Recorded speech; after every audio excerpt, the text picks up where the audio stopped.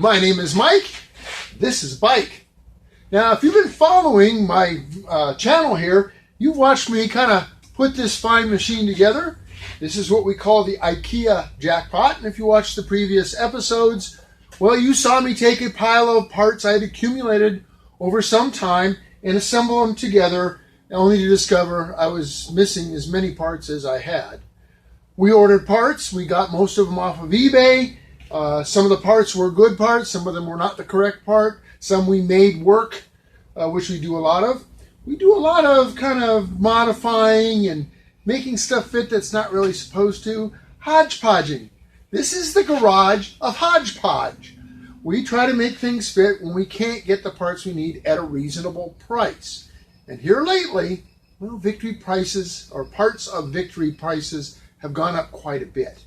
So anyway, let me show you what we've got so far. We have made some significant progress. It still doesn't really run and ride yet. I've got some fuel injectors ordered. I put some in, and the ones I had were the wrong ones, so it wouldn't run. But we did finish up most of the electrical system on it. Let me show you what we've got so far. Notice that the headlight is in place like it should be, and that's because we were all done connecting stuff inside the nacelle. There's all kinds of connectors in there and so forth we have to access to hook up stuff. We've hooked up both of our turn signal switches, and we've actually attached some really neat little LED. They're adhesive, and they got a zip tie connection at the back. You pull the zip tie through and it holds them in place. Between the zip tie and the adhesive, they should stay on there just fine, and they're positioned to be turn signals as well as driving lights. Kind of neat. I got a kick out of these. Let me show you how they work. They're really neat, I think. And they're like $9 for the pair. Just amazing. So right now, I have my high beam on, and so with the high beam on, I also have these really, really bright lights here that illuminate the sides of the bike as you're going down the highway. If I go to low beam, they're turned off so we don't blind people driving alongside of us. That would be kind of rude, I think. But they also work as turn signals, so they're very bright and they move sequentially. If my high beams are already on, the turn signal overrides the bright light and goes to just turn signal. Pretty spiffy stuff, I thought. Really neat. Now I'm going to do something similar on the back. I have a pair of, again, adhesive stick-on LED strips, and these will operate both as turn signals as well as brake lights.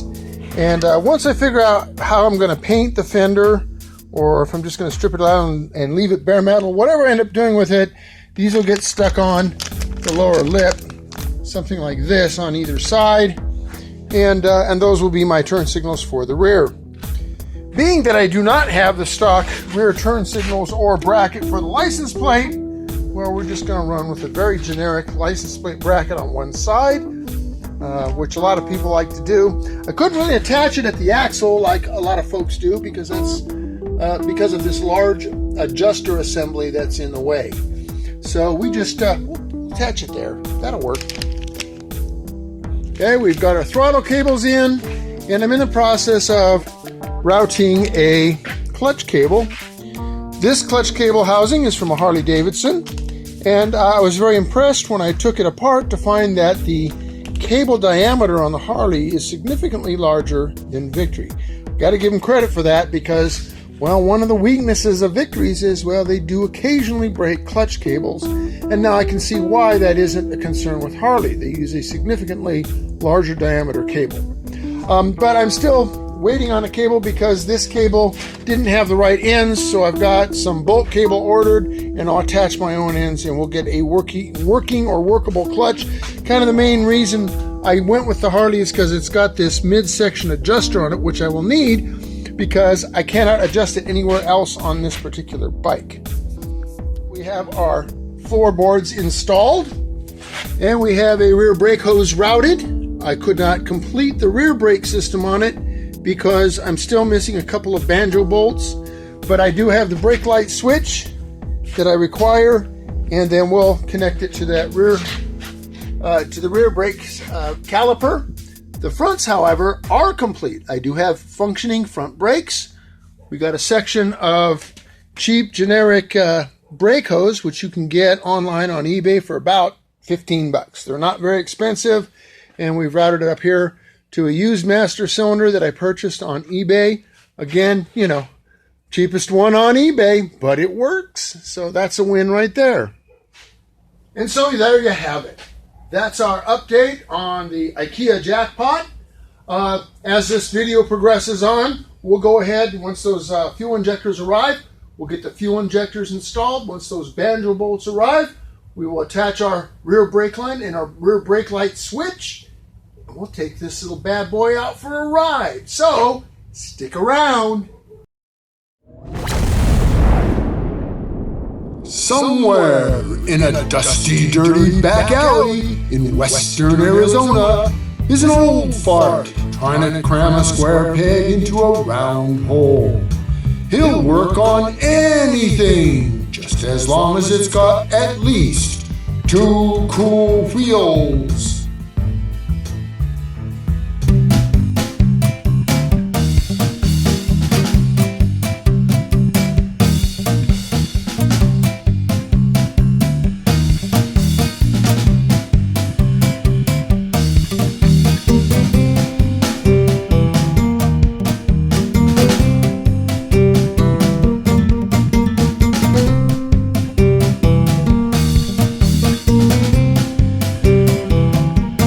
Installed the floorboards, one of the things I had to do is space them out a little bit in order to clear the exhaust. You can see it's not a lot of room there. I had to do kind of the same thing on both sides because, again, these floorboards were made for a different model. But the bolt holes line up, and that's the important thing. Now, banjo bolts I was waiting for have arrived. One of the things you got to watch out for, I've noticed, is the thread pitch. The banjo bolts, even though these are M10 banjo bolts, they can be a fine thread, which is a M10 by 1 millimeter, or they can be a coarse thread, which is a 110 by 1.25 millimeter. And the thread difference, well, it seems to be kind of random. So the Japanese bikes all use the fine thread. This is the original switch block from a V92. It's also the fine thread. But I noticed when I worked on the master cylinder here, and this is master cylinder is actually made by Bremo, which is an Italian company. It's a coarse thread, as well as the calipers. So even though I'm using a lot of factory parts on this build, I'm finding that the threads on the banjo bolts can be different depending on where they're being applied. So to route the brake hose for the rear brakes, way back down under here, we've already routed the one hose, and it is right here. We have our switch block, and by the way, that is a Harley-Davidson stoplight switch. They're pretty generic, and the threads are again an M10 by 1, and then I just have 2 terminals here. Here's my 2 wires. I'm missing a terminal, but that's not a big deal. I can just splice one on. That'll connect there. And then our remaining section of hose will go from this general area here to the caliper. I've just got to find a place to mount this, and I'm looking, and I'm not sure if this is the original spot, but there is a hole here that I think I can utilize, and I can mount my switch block just right there. And then all my hoses will reach, and I will have rear brakes and rear brake lights. Well, in theory anyway. And then we have to mount a reservoir going to that connection right there. Now, from the factory, they route a line along the frame, and they come way back up over here under this side cover. Well, we're not going to do that. We're going to take the easy way out. I've just put a real simple bracket on the reservoir, and we're just going to kind of zip tie it up around here somewhere, and then all we need is a short piece of hose. The problem with routing it down under the frame is, well, it goes against gravity. If I go down and then back up, it makes it a real pain in the neck to bleed. And as it is, bleeding these brakes is not very easy. They fight you a lot.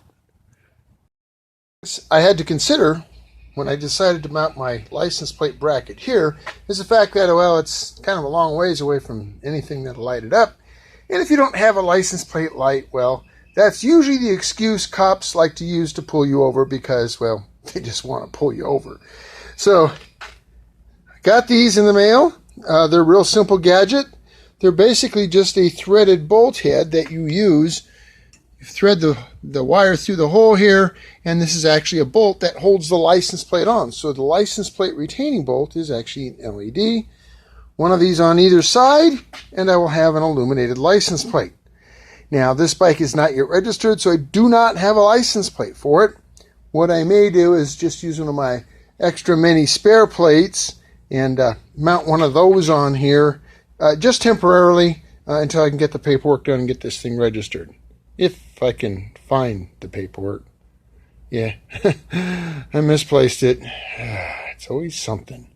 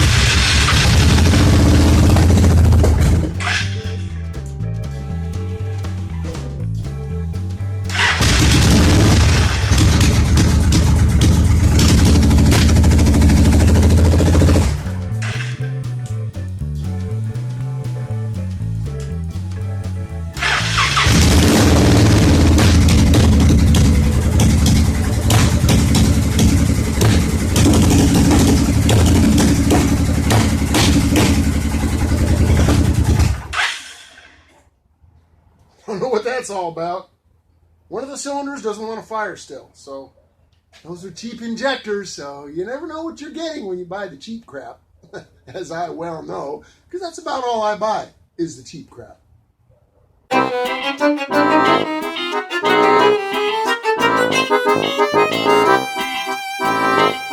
I know I'm an idiot, and all you guys following my channel know I'm an idiot, but every once in a while, I got to prove it to the rest of the world.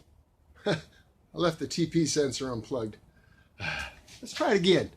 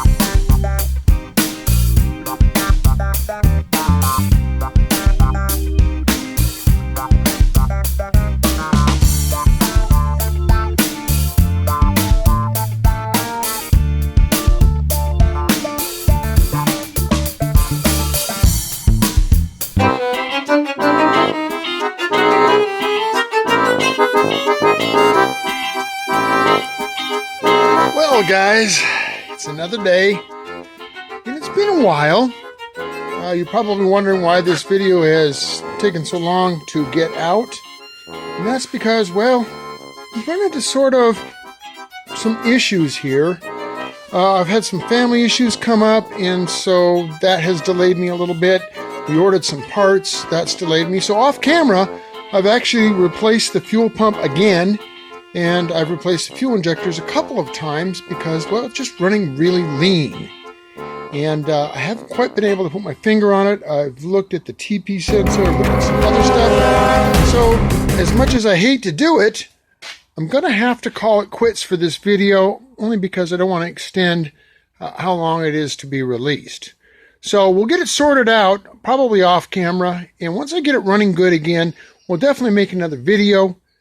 Now, I'm not really a quitter, even though I'm quitting. I guess that makes me a quitter. But here's what it's doing.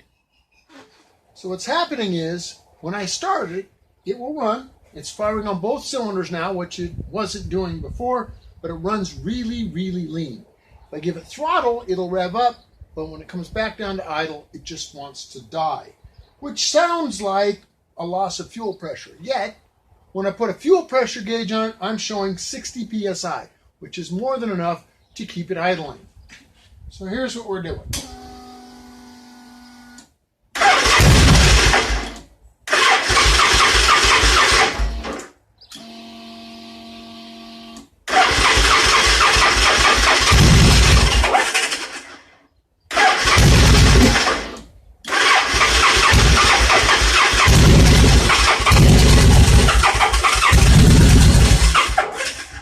Well, it's even worse than it was a minute ago.